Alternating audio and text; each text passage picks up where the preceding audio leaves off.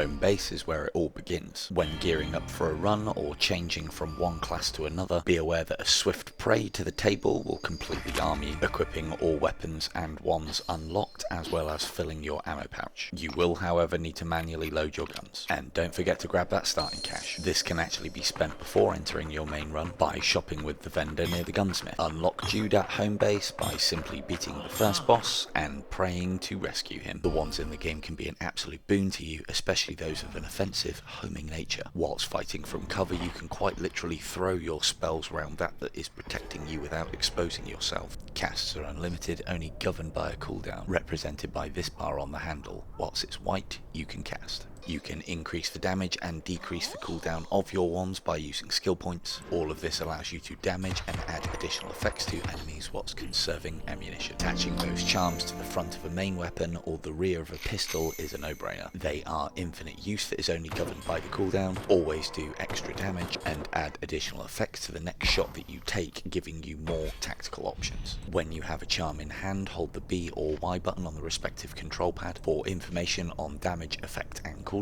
Holding down X and pressing trigger will allow you to detach a charm, and with another charm in hand, pressing X will allow you to switch. Praying during a level has the ability to reveal all active enemy locations. Enemies within their dark crystals will not be marked. Additionally, the exit to the level and the large loot chests will also be highlighted, with the effects of all of this lasting approximately 10 seconds. Although the combat prayer can be used infinitely, it is governed by a cooldown, which can be found by checking the information on your wrist. Also note that this cooldown can be reduced by spending the level up tokens at either of the upgrade stations. Good ammo efficiency is fundamental for keeping those runs going. Try for maximum damage with each shot. Always strive for headshots and keep the range close. Damage reduction for most firearms over distance is very much a thing. Know that all attachments and some tarot cards can increase your damage output. Lean heavily on wands and charms for their damage and effects, and be mindful of your ejected magazines. If they are only partially spent, your ammunition pouch can gobble them up. If you've ever pulled a magazine from your ammo pouch and it's not full, this is why. As you undoubtedly know by now, after defeating a boss, your next stop is the Light Brigade outpost. Here you can heal to full life by praying to this crystal, buy various gear from the vendor, use those gold keys found on these locked chests, and also donate items to other players. What you may not know is that by throwing anything into this pool allows you to sell it.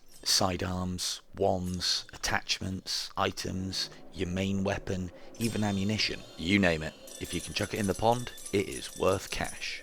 Collecting souls and purifying them is how we level up. Landing the killing blow on enemies will be your main source of this. However, there are lots of little things that we can be doing to up our soul count. These include praying to fallen allies, looting chests, pots and ammo crates, donating items to other players, and collecting the big souls that enemies leave behind. In addition, know that each headshot you hit is worth a small amount, and that enemies are not the only thing on the menu. During a run, all allies are worth souls. During the beginning of the game, the traps are easy to spot and avoid. However, there is a special place in hell for one trap in particular. Enter the bear trap. While only doing a small amount of damage, it will immobilize you for a few seconds. It can be an inconvenience at best or lead to a quick death in combat. Though shooting them will disarm them, this is a waste of ammunition and they will reset. An effective way to detect them is to sweep your teleport indicator in front of you. This will highlight location regardless of visibility, just don't let go of the stick. Did you know that areas do not have to be cleared before you can leave? If one were so inclined, you can literally skip all the way through a standard level, pray to the gate at the end and get the hell out of Dodge. Praying to unlock the gate can be done from anywhere, as long as you are within a 5-meter radius. Also note that you do not have to wait for the gate unlock animation to finish. As soon as you have finished praying,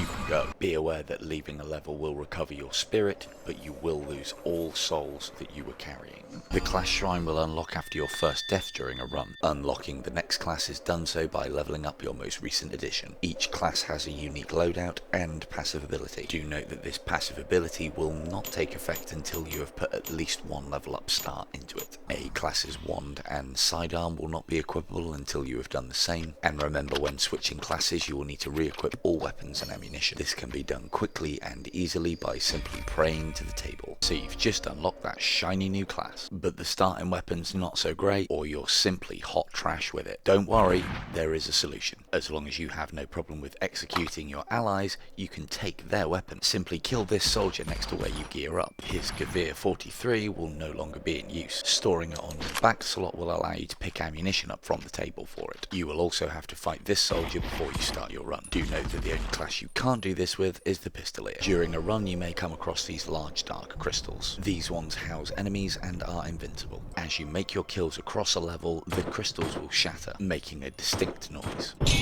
releasing the occupant, who will have a slight delay before he's ready to attack. Where possible, try to keep these crystals in view when the killing begins, allowing you to get the jump on the occupant when they emerge. If not possible, try to position yourself out of the line of sight of these crystals before you engage, stopping them getting the jump on you. Death during a run of the Light Brigade is often inevitable. However, it is not the end, as long as you have lives left. Once you die, you will be flung back to the starting archway, and everything in the level will be respawned. At this time, all enemies will be given a red marker, much like when you cast a battle prayer, and your objective now is to pray where you died, denoted by your spiritual self. Dying before doing so will end your run regardless of lives remaining. Know that you can upgrade your number of lives for a class by upgrading with the gunsmith. Plenty of funds can turn a good run into a great run, and knowing what to prioritize before you get to the outpost can be the difference. Keys should be a no-brainer. Although you can sell them, you'll either want to use, or at the very least sell, the contents of the chests for more. Attachments are next on the list, closely followed by charms. On either, the higher the rarity the better. Attach spares to your pistol to save pouch space, and don't forget to fill up on blue grenades. They sell for the most out of all the utility items, and you can often find them in the ammo crates on the bosses. One way to maximize the effectiveness of your runs is to tactically lose lives at key points. The best time to do this is on a level that is enemy and loot dense, and that wouldn't give you too much trouble to complete again. Completely loot the level as normal, but leave one enemy left alive. When you have everything, die to this enemy and repeat the process. Note that if the level has traps, you can kill everything and die to these instead. Upon your respawn, everything will be back except the large loot chest, allowing you to reloot it all again. Coin, ammunition and items are often in abundance in most levels, as long as you spend the time looking for them. Your best bet is always going to be to kill all enemies and clear an area before you begin the search. Check in and around all the scenery, pay special attention to little clefts and cuttings, thoroughly investigate all levels of buildings and structures, give trees a thorough check for any hollows, and remember to look up for things hanging from branches. Also be mindful of draw distance. It always pays to double check. Once you have completed the game, you will unlock the next level of difficulty. As you would expect, playing at higher difficulties raises enemies' health, density, damage, accuracy, time to react, and aggression. With this risk comes the reward of more souls,